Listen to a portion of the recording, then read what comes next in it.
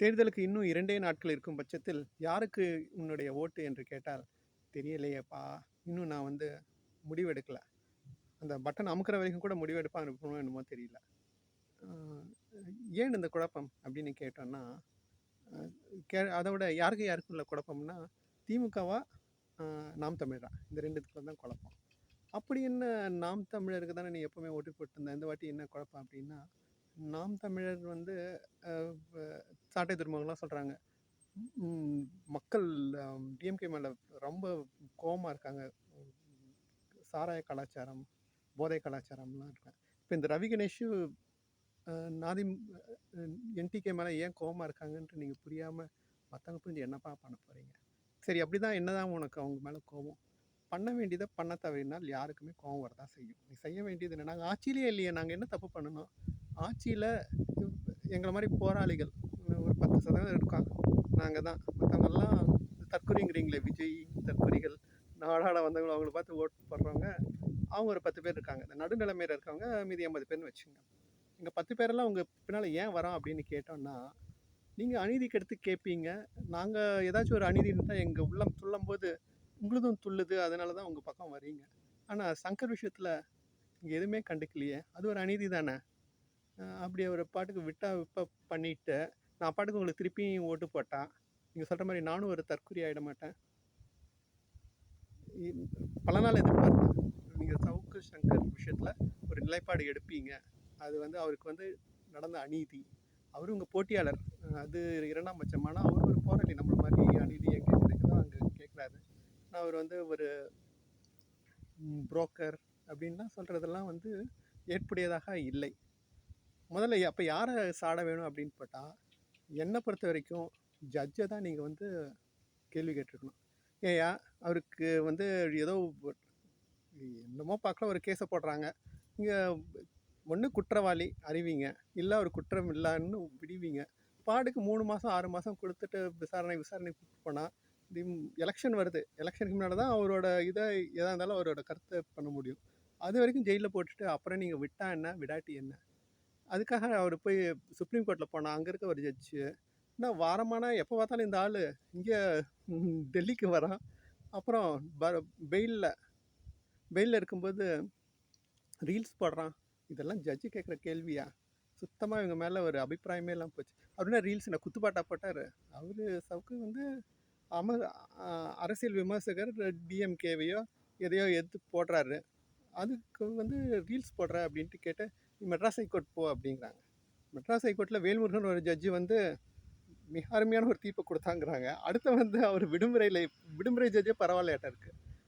அதுக்கப்புறம் வந்த ஒரு ஜட்ஜு வந்து பேசுற ஜட்ஜ்மெண்ட் எல்லாம் பாருங்க. உன்னைய வந்து பெரிய ஆள் ஆக்க விரும்பல. இதெல்லாம் ஒரு ஜட்ஜு பேசுற கேள்வியா? இவங்களெல்லாம் பெரியார் கேட்ட மாரி இவங்கலாம் நம்ம வானத்துலேருந்து வந்த தேவ தூதர்களா? சும்மா கண்டபடிக்கு கமெண்ட் அடிக்கிறானுங்க. ஜெயலலிதா வழக்குல ஜட்ஜு அந்த தீர்ப்பு சொத்து குவிப்பு படத்துல இந்த ஜட்ஜு எழுதுறாரு. ஜெயலலிதா, சசிகலா, இளவரசி இவங்கெல்லாம் போயஸ் கார்டன்ல குடும்ப நடத்துக்காக இருந்ததாக இல்லவே இல்லையாம். அவங்கெல்லாம் கூட்டு கொள்ளை அ அடிக்கிறதுக்காக போயஸ் கார்டன் 10 போயஸ் கார்டன்ல தங்கியிருந்தாருன்னு அவரோட 100 பக்கமா 800 பக்கம் தீர்ப்புல கடைசி பக்கத்துல எழுதியிருக்காரு. அத நான் அதார்ச்சியா படிச்சப்ப அத முதல்ல எடுத்து அத எடுத்து போட்டேன். இத புடிச்சு இந்த பேஜ டேய் நீ தீர்ப்ப மட்டும் சொல்லு. எங்களுடைய பொது வாழ்க்கை எங்களுடைய பெட்ரூம்குள்ளலாம் வந்து நாங்க என்ன பண்றோம், என்ன சதி தீட்டுறோம்லாம் பார்க்கறதுக்கு உனக்கு எந்த இதுவும் இந்த அதிமுக காரங்கலாம் அந்த தீர்ப்புல அந்த பேஜ மட்டும் எரிச்சிருந்தாங்கன்னா, அந்த தீர்ப்பையே இல்லாம பண்ணியிருக்கலாம்னு நான் நம்புறேன். அத விட்டுட்டு அதிமுக மக்கள்லாம் முட்டா பசங்க. முட்டாள்கள் என் கட்சின்னு சொல்லுவாங்கல்ல, அந்த மாதிரி அவங்களுக்கு என்ன பண்ணணும், ஏது பண்ணணுமே தெரியாது. இப்ப கூட சசிகலா வந்து வீடியோ விடுவாங்க அப்படின்ட்டு நம்பிட்டு இருக்காங்க. ம். அப்புறம் இன்னொரு ஜட்ஜு எவ்வளோ கேவலமா இது பண்றாங்கன்னா, சாத்தான்குளம் வழக்குல அவர் பேர் சரவணன். ஜட்ஜு இங்க வெளியில நின்னுட்டேன்.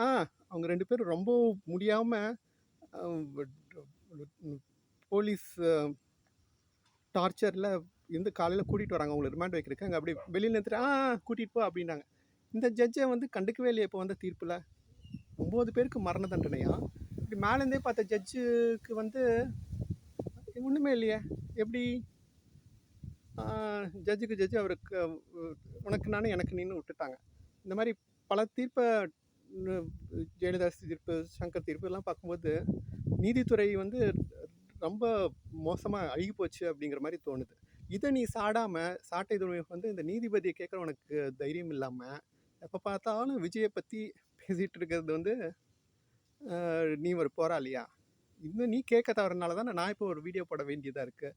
நீ பண்ணிட்டு இருந்தேன்னா நான் என் வேலையை பார்த்துருப்பேன். என் வேலையை என்ன? என் வேலையை வந்து சேனலை பார்க்குறது தான். நீ பண்ணாதனால ஒரு வீடியோ நான் போட வேண்டியதாக இருக்குது. கோவம் இருக்காதா? இந்த கோவத்தை தான் பிரதிபலிக்குது. உங்களுக்கு போடலாமா வேண்டாமா? அப்புறம் போடலைன்னா அப்புறம் எப்படி டிஎம்கேக்கே போடுற? டிஎம்கே தானே சவுக்கு சங்கரை வந்து உள்ளே வச்சாங்க அப்படின்னு கேட்டால் அது அவங்க செய்கிற தர்மம். அவருக்கு எதிர்த்தா பேசுனாங்க, அவங்களுக்கு உள்ள தூக்கி வச்சாங்க. உன்னோட கடமை வச்சவங்கள வந்து இந்த மாதிரி ஏன் வச்சிங்க, போலீஸ் செஞ்சது கரெக்டாக, ஜட்ஜு செஞ்சது கரெக்டாக, இதை கேட்குறது உன்னோட கடமை. அதனால் இப்போ உன்னை விட்டால் என்டிகே விட்டால் அடுத்த ஒரு இது நம்ம மண் மொழி இதெல்லாம் காக்கிறவங்க டிஎம்கே தான். அதனால் அதுக்கு போடலாமா கடைசி நேரத்தில் தான் நான் முடிவு செய்வேன். சரியா?